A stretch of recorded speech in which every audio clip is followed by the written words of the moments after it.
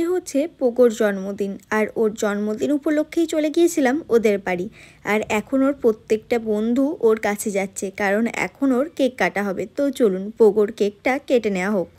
Happy birthday to you, happy birthday to you.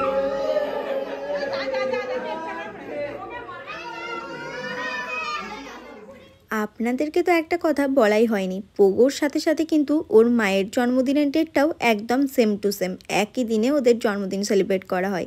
প্রথমেই পোগোর জন্মদিন celebrate করা হলো, এরপরে ওর মায়ের জন্মদিন সেলিব্রেট করা হবে। আর এটা হচ্ছে পোগোর মা, মানে আমাদের বড় বৌমণি।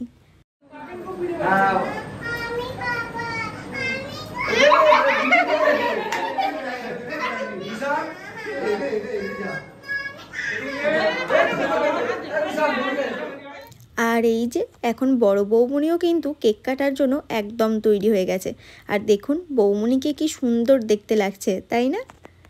Birthday to you, happy birthday to you.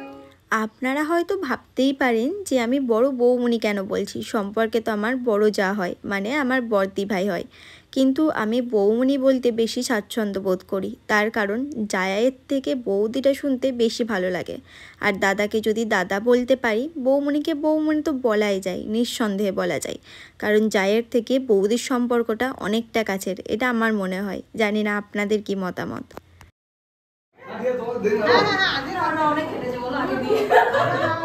আর এখন বৌমণি বর্দা ভাইকে, আর বর্দা ভাই বৌমণিকে কেক খাইয়ে দেবে। তো চলুন আজকের মতো ভিডিওটা এখানেই শেষ করছি।